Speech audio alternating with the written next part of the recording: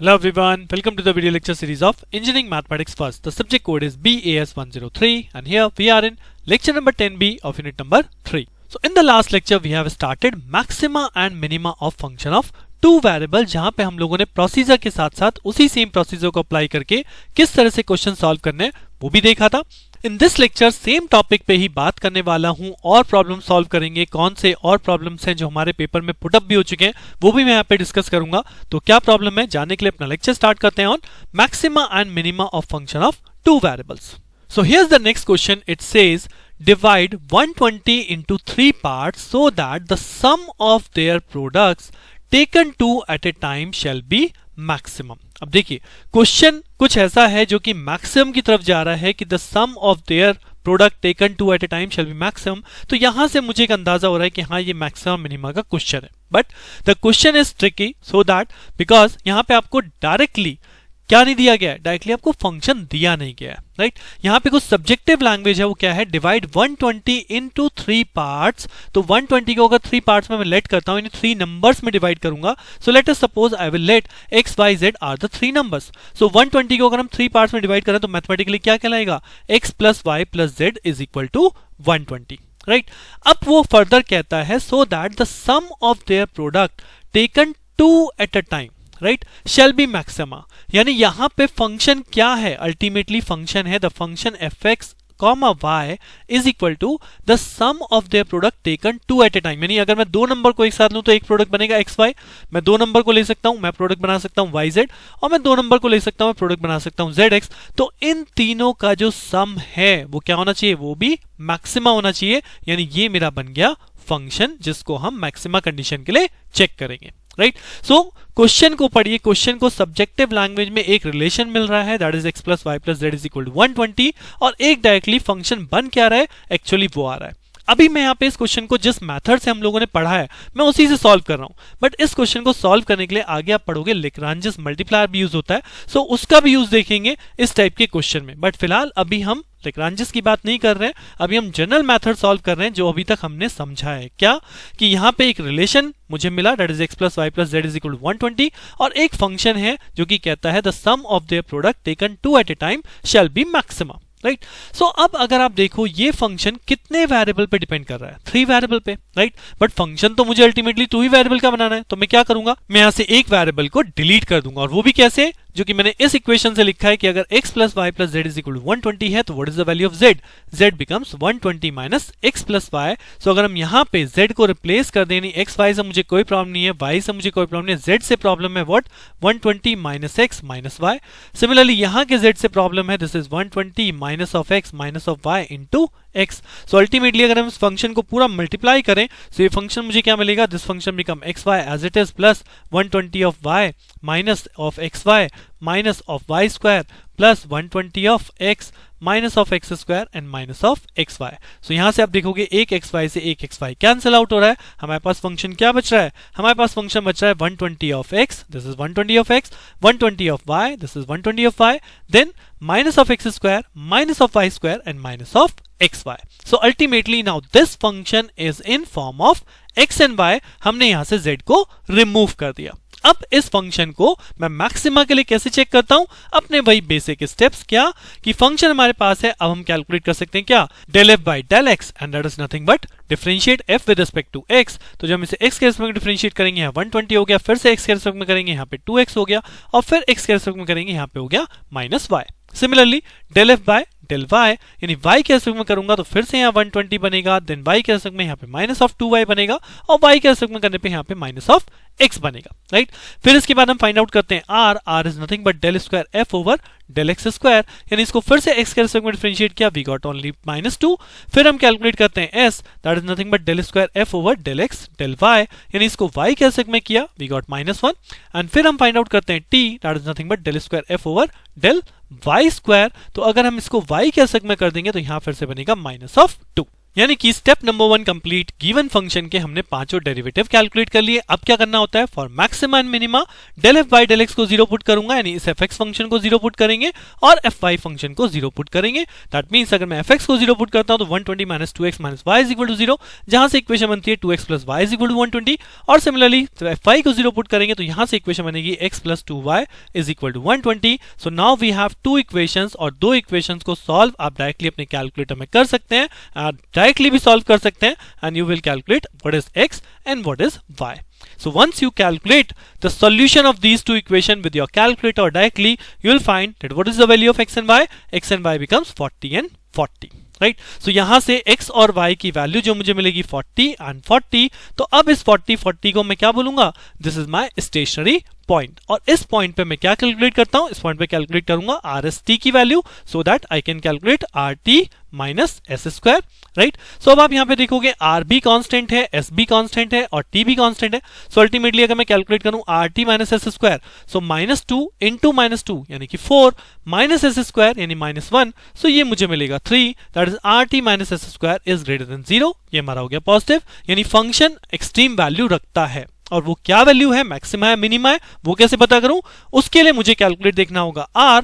सो R यहां पे less than 0 है, that means R is less than 0 but RT minus S square greater than 0, that means ये जो point है इस पे फंक्शन मैक्सिमा वैल्यू रखता है। यही चीज आपको प्रूव करने के लिए बोला गया था कि इन द क्वेश्चन कि so that the sum of the product taken to at a time shall be maximum. और यही चीज हम यहां पे ड्राइव करके भी ला रहे हैं कि जो हमारा फंक्शन है वो इस 40 पॉइंट पे मैक्सिमा है। सो यहां पे आपका ये प्रूफ पूरा होता है। बट अभी हमने क्या फाइंड आउट किया है, we have done x and y value, क्योंकि x और y की वैल्यू 40 आई है, बट अल्टीमेटली तो हमें z भी फाइंड आउट करना है। सो रिलेशन जो क्या था, जो स्टार्टिंग में माना गया था कि जब x 40 है y 40 है तो z कितना होगा, z का रिलेशन हमारा था 120 minus x plus y। So ultimately z भी हमारा कितना आ गया, z is equal to 40। Right, तो मैक्सिमा मिनिमा का बेस क्वेश्चन है, बट स्टार्टिंग में जो सब्जेक्टिव लैंग्वेज है उससे हमने कैसे फंक्शन बनाना है वो हमें ध्यान रखना है। इस पे बेस और भी क्वेश्चन आप ट्राई कर सकते हो। किसी क्वेश्चन में आपको क्यूबिक ऑफ द प्रोडक्ट मिलेगा या कुछ और मिल सकता है,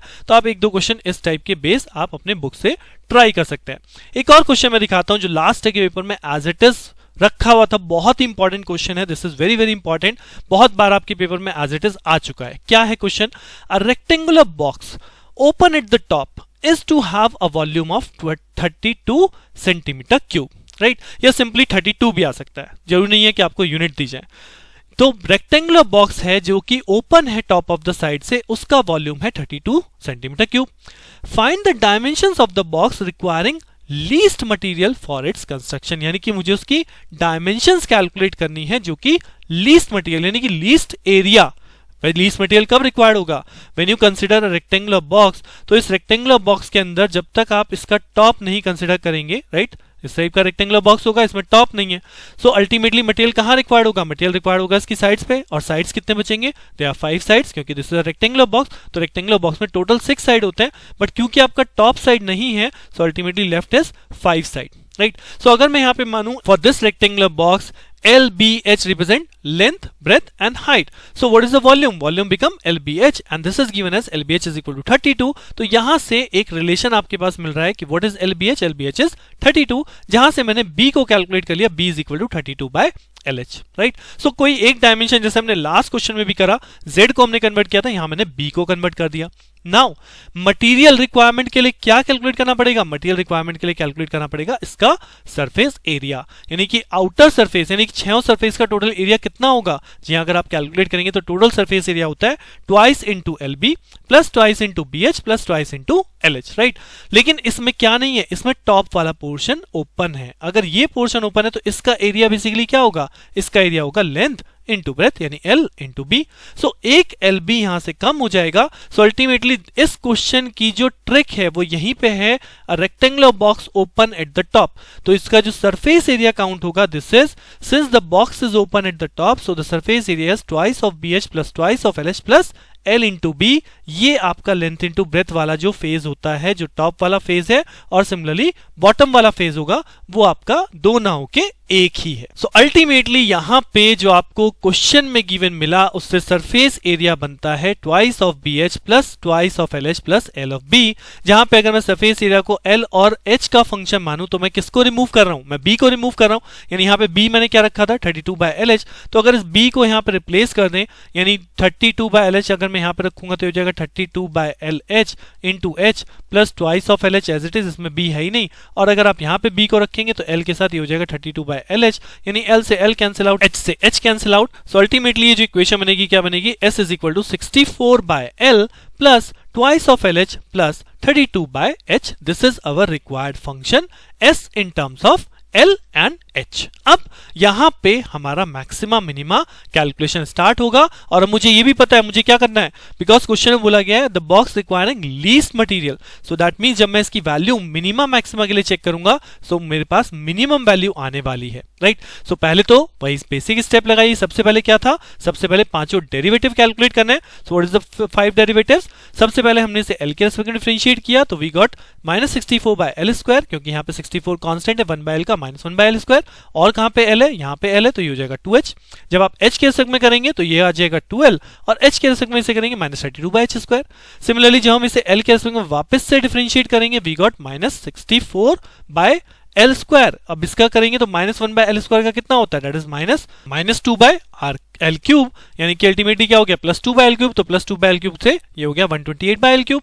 जब मैं इसी को H के रेस्पेक्ट में करूंगा I got only 2 over here, और जब मैं इस del S by del H को वापस डिफरेंशिएट करूंगा with respect to H I will get 64 by H cube. यानी कि गिवन फंक्शन के लिए पांचों डेरिवेटिव हमने कैलकुलेट कर लिए। इसके बाद हम लोग क्या करते हैं, अपने फर्स्ट डेरिवेटिव यानी del S by del S को इक्वल टू 0 पुट करेंगे और del S by del H को इक्वल टू 0 पुट करेंगे and will find the value of L and H। तो जैसे हम ये इक्वेशन 0 पुट करेंगे तो यहां से मुझे क्या रिलेशन मिलेगा, यहां से H की वैल्यू मेरे पास आ जाएगी 32 अपॉन L स्क्वायर, और जब मैं इस इक्वेशन को सॉल्व करूंगा यानी यहां से ये इक्वल टू पे चला जाएगा तो यहां से L की वैल्यू बनेगी that is 16 upon H square. So अगर मैं L की वैल्यू को फर्स्ट इक्वेशन में पुट कर देता हूं तो ये बनेगा H is equal to 32 upon L की जगह आपने रख दिया 16 by H square whole square, जो कि अल्टीमेटली हो जाएगा 32 upon 16 into 16 H to the power 4।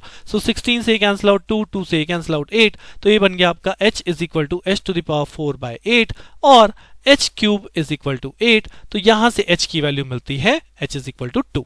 अगर H 2 है तो आप H को 2 रख देंगे तो 2 का स्क्वायर 4, तो यहां से आपकी L की वैल्यू आ जाएगी 4। That means we can write after solving these two equation we get H is equal to 2 and L is equal to 4।